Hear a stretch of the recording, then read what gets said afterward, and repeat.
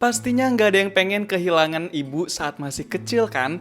Tapi nggak semua orang punya kisah masa kecil yang wajar. Sebagian punya kisah yang menyedihkan. Kayak cowok muda asal India satu ini, yang pas kecilnya tersesat entah di mana dan jadi semakin jauh sama ibu dan keluarganya. Bukan karena dia pergi, tapi karena dia nggak sengaja tersesat. Dan sejak hari itu, hidupnya berubah total. Berpuluh-puluh tahun kemudian, dia mencari ibu kandungnya lagi untuk menjawab rasa penasarannya. Inilah kisah inspiratif perjalanan panjang bertahun-tahun untuk bertemu ibu kandung dan jiwa masa kecilnya dalam film Lion.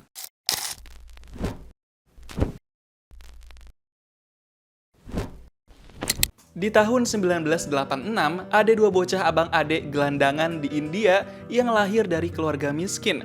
Si adik namanya Saro, kalau si abang namanya Gudu. Mereka sehari-hari sering banget hidup di jalanan demi cari jajan sendiri. Karena mereka emang semiskin itu, kadang suka nggak dapet makan dari ibunya. Saro dan Gudu tinggal di rumah kecil yang kumuh banget, tanpa listrik pula pada saat itu. Mereka tinggal sama ibunya dan adik cewek mereka yang paling kecil. Tapi di hidup yang miskin itu, mereka semua tuh saling sayang satu sama lain. Gak pernah ada yang berantem. Suatu hari, Saro sama Gudu pergi ke stasiun buat naik kereta. Mereka mau cari recehan yang jatuh dan sisa-sisa makanan di kolong kursi kereta. Bener-bener mereka kayak gak punya harapan hidup selain dari pungutan-pungutan yang mereka ambil. Pas udah sampai, entah di stasiun mana mereka turun dari kereta. Tapi mereka pun bingung mau kemana lagi. Mana Saro juga udah ngantuk gitu tuh karena waktu udah menunjukkan tengah malam. Terus tiba-tiba Gudu bilang ke Saro kalau dia bakal cari pekerjaan dan minta Saro tunggu di sini aja. मैं काम के लिए जा रहा हूँ हाँ? मैं कल का काम निपट के आ जाऊंगा तू यही रुकना इधर जा मत Sebagai adek, Saro nurut-nurut aja deh sama Gudu. Lagi pula, Saro ngantuk banget dan mau tidur di bangku stasiun itu. Beberapa jam kemudian, pas waktu udah pagi-pagi subuh, Saro masih sendirian di bangku stasiun. Dia nggak ngeliat Gudu balik ke bangku stasiun. Langsung linglung tuh si Saro. Dia bingung nggak tahu mau ngapain sendirian. Akhirnya, Saro coba cari-cari Gudu di dalam kereta yang lagi berhenti di depan dia. Tapi pas dicari-cari ke dalam, masih nggak ada tuh si Gudu. Saro sampai kebingungan harus cari kemana lagi. Dan itu bikin Saro jadi ngantuk lagi karena langit masih gelap. Sampai-sampai dia ketiduran di dalam dong. Pas bangun tidur, Saro kaget. Itu udah agak siang dan keretanya bergerak. Keretanya jalan. Saro langsung bangun karena dia ketakutan. Di mana nih dia? Saro sempat teriak-teriak dan gedor-gedor jendela buat keluar dari gerbong kereta. Tapi nggak ada yang dengar, dia nggak tahu harus ngapain lagi. Kereta juga masih jalan dan nggak berhenti-berhenti. Beberapa jam kemudian, akhirnya kereta itu berhenti juga di salah satu stasiun, entah di mana lokasinya. Saro langsung lari ngedeket ke pintu gerbong karena dia mau keluar dari kereta itu. Walaupun dempet-dempetan dan lawan arus, tapi untungnya Saro masih bisa keluar dari kereta itu. Pas di luar, Saro masih nyari-nyari Gudu, tapi nggak ada orang lain yang peduli.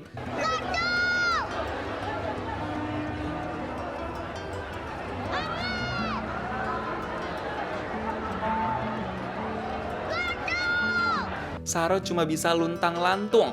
Bahkan pas ngerasa kehausan, dia terpaksa minum pakai air keran yang nggak bersih. Karena dia bener-bener sendirian. Jadinya pas di luar, Saro tidur di pinggir jalan bareng anak-anak jalanan lainnya yang gelandangan juga. Pas udah pagi dan bangun tidur, Saro masih bingung mau jalan kemana. Dia aja nggak tahu sekarang ada di mana karena masih bocil. Pas di jalanan rel kereta, Saro sempat diajak ngobrol sama emak-emak random. Si emak-emak itu kayak kelihatan suka sama Saro, tapi sekaligus juga mencurigakan. Dan akhirnya, emak-emak itu ngajak Saro ke rumahnya dia. Pas sampai di rumah emak-emak random itu, Saro langsung dikasih makan. Dia kelihatan lapar dan lahap banget pas makan di depan emak-emak random itu. Dia habisin deh tuh makanannya. Saro juga sempet dimandiin sama emak-emak itu. Mereka berdua kelihatan asik banget tuh. Akhirnya Saro nggak dekil lagi. Dan gak lama setelah itu, mereka langsung tidur di kamar.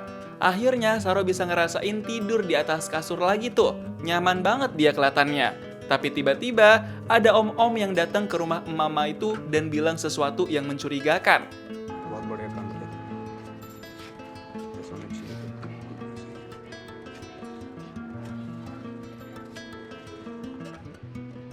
Wah, kayaknya mau dicukil nih si Saro. Gawat banget gak sih? Pas mau dikasih sarapan sama emak-emak itu, Saro kayak mikir-mikir. Dia takut diapa-apain sama mereka. Dan gak lama kemudian, Saro mutusin buat kabur dari rumah itu pas si emak lagi gak di deket dia. Saro langsung lari ngibrit keluar rumah supaya bisa cepet-cepet jauh dari rumah itu. Saro lari sejauh mungkin supaya bisa terhindar dari emak-emak dan om random itu. Dia benar-benar ketakutan sampai nyasar ke tempat antah berantah yang gak tahu itu ada di mana. 2 bulan kemudian, Saro kerja jadi pemulung supaya bisa dapat uang receh dan makanan. Dia benar-benar udah kehilangan arah, nggak bisa ketemu keluarganya, tersesat entah di mana, dan satu-satunya yang bisa dia lakuin, jadi pemulung. Suatu hari, Saro lagi melas di pinggir jalan, dan di situ dia tiba-tiba disamperin sama cowok muda. Si cowok muda itu sempet ngedeketin diri ke Saro buat basa-basi ajak ngobrol. Dan abis itu, dia bawa Saro ke petugas keamanan setempat. Karena si cowok pemuda yakin Saro itu anak hilang. Dan sejak saat itu, Saro resmi ditangani sama pihak kepolisian. Dia dinyatakan sebagai gelandangan. Saro ditempatkan di panti perlindungan anak gelandangan sama pihak kepolisian. Dia di situ dapat pendidikan baca tulis, terus juga dapat makan dan tempat tidur bareng anak-anak lainnya. Suatu hari, Saro dipanggil sama ibu pengurus panti. Di situ, ibu panti mau nanya-nanya dan omongin beberapa hal sama Saro. Intinya, si ibu panti bilang kalau dia sempat kirim surat ke daerah asalnya Saro, tapi nggak ada satupun keluarga Saro yang jawab. Dan ibu panti bilang kalau dia kenal sama salah satu keluarga baik di Australia, dan mereka tertarik mau mengadopsi Saro. हमने एक परिवार ढूंढा है वहाँ ऑस्ट्रेलिया में जो आपकी देखभाल करना चाहते हैं। आप जानते हो ऑस्ट्रेलिया कहाँ है? दिखाऊं मैं आपको? Saat itu juga, Saro langsung dikasih lihat foto-foto keluarga di Australia yang mau mengadopsi Saro. Dan dengan pasrah, Saro pun ngikut aja sama si ibu panti dan keluarga di Australia itu. Beberapa hari kemudian, Saro sama ibu panti berangkat ke Australia naik pesawat. Itu pertama kalinya Saro bisa naik pesawat. Dia seneng banget tuh bisa deket jendela pesawat dan dapat kursi yang nyaman. Pas udah sampai di bandara Australia, Saro sama ibu panti langsung nyari pasangan suami istri yang mau mengadopsi Saro. Pas ketemu, awalnya kerasa kayak asing dan canggung pastinya. Tapi, Pak Sutri yang bakal jadi ibu dan bapak angkat itu berusaha ngedeket dan bikin Saro nyaman. Mommy and Dad, and we're so happy to meet you.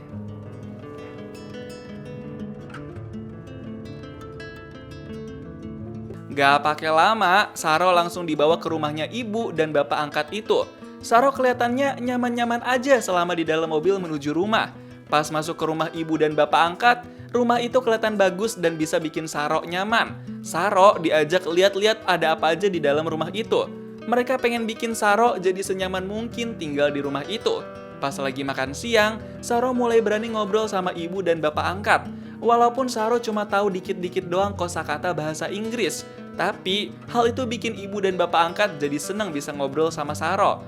Bukan cuma itu, lama-kelamaan, hari demi hari, Saro juga makin nyaman main bareng sama ibu dan bapak angkat. Dia udah seneng banget hidupnya sekarang, bahagia bersama keluarga barunya. 20 tahun kemudian, Saro udah umur 25 tahun. Saro dewasa ini diperanin sama Dev Patel. Dia udah dewasa dan tetap disayang sama ibu serta bapak angkatnya. Saro bener-bener jadi kesayangan dan kebanggaan tuh. No, we're very proud of you, son. Very proud and very excited for this next chapter in your life. Yeah. Cheers. Sebagai anak dari ibu dan bapak angkatnya, Saro dikasih pendidikan yang tinggi sampai ke bangku kuliah. Saro seneng jadi pemuda yang pintar karena bisa menempuh pendidikan tinggi. Saro juga bisa menikmati apa yang dia dapat. Saro juga kelihatan seneng bisa punya banyak teman yang baik dan asik-asik. Apalagi di situ, Saro juga banyak ketemu teman-teman Indianya. Dia serasa punya segalanya dalam hidup dia yang sekarang. Karena udah nyaman, suatu malam Saro curhat ke teman-temannya kalau dia itu anak adopsi dan masih penasaran di mana keberadaan keluarganya, terutama ibu kandungnya. Dan tiba-tiba, salah satu temannya nyaranin Saro buat cari keberadaan sang ibu pakai aplikasi Google Earth supaya bisa cepat melacaknya. Have you heard of this new program, Google Earth? Ah, It's incredible. You can find any place from anywhere. Listen to me. We can find out how fast passenger trains went back then.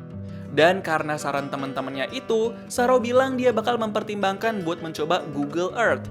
Pas pulang dari situ, Saro langsung penasaran sama Google Earth yang direkomendasiin teman-temannya. Akhirnya dia coba-coba deh tuh Google Earth buat cari lokasi tempat tinggalnya dulu di India sama ibu dan abang adeknya.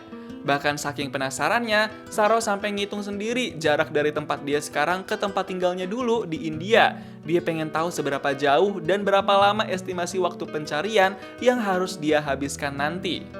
Untungnya di tengah-tengah rasa penasaran itu, Saro punya pacar yang cantik dan udah deket sama ibu bapak angkatnya.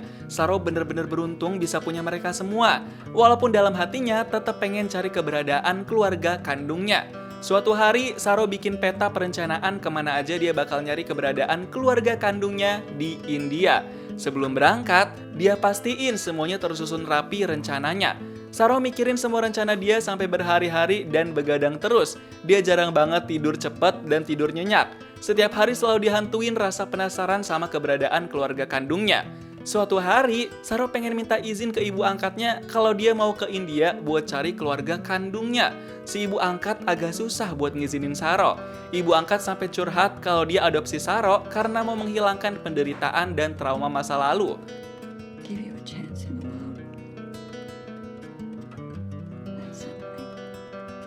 I bet you never imagined it being this hard. Tapi akhirnya, karena itu keinginan Saro dari lubuk hatinya, jadi ibu angkat mau nggak mau harus ngizinin biar Saro juga bisa ngerasa lega hati.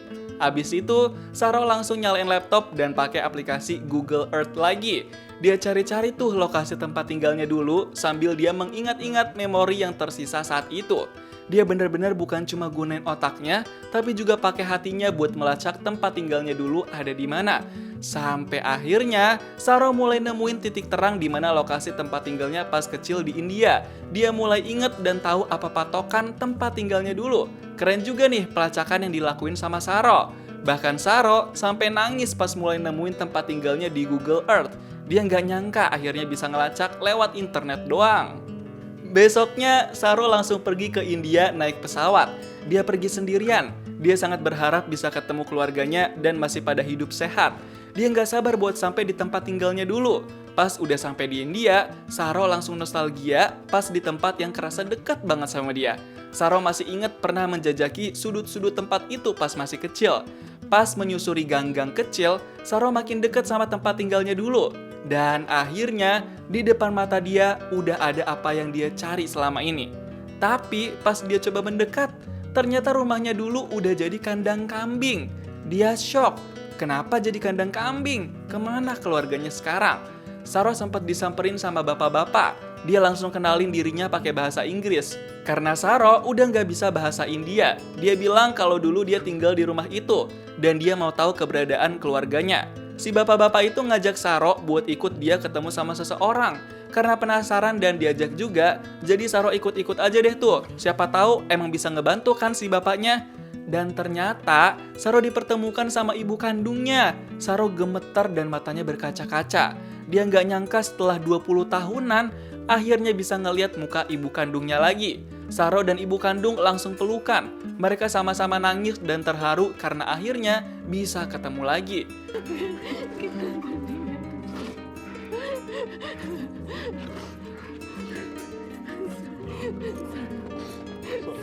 Tapi pas ngomongin soal Gudu, si ibu bilang kalau Gudu udah meninggoy dari lama. Gudu meninggoy di hari yang sama pada saat Saro hilang waktu kecil. Saro langsung tambah nangis lagi pas tahu soal itu. Tapi bersyukurnya, adik cewek Saro masih hidup dan bertumbuh besar. Mereka seneng banget juga bisa ketemu lagi walaupun waktu itu si adik masih kecil banget dan belum tahu apa-apa. Pertemuan kembali mereka itu bikin suasana jadi makin hangat. Saro langsung kirim pesan suara buat ibu bapak angkatnya di Australia. Saro bilang dia udah lega bisa ketemu ibu kandungnya. Tapi yang pasti, Saro akan tetap menganggap mereka sebagai ibu dan bapak karena udah membesarkan. Saro juga memilih tinggal di Australia bersama ibu dan bapak angkatnya. Lion bukan hanya tentang anak hilang. Ini tentang ikatan yang tidak pernah putus, tentang ibu yang gak pernah berhenti menunggu, dan tentang anak yang gak pernah berhenti mencari. Film ini mengingatkan kita sejauh apapun kita pergi, rumah selalu ada di hati. Gimana nih pendapat kamu tentang film Lion? Coba tulis di kolom komentar dan kasih tahu kamu mau diceritain alur film apa selanjutnya.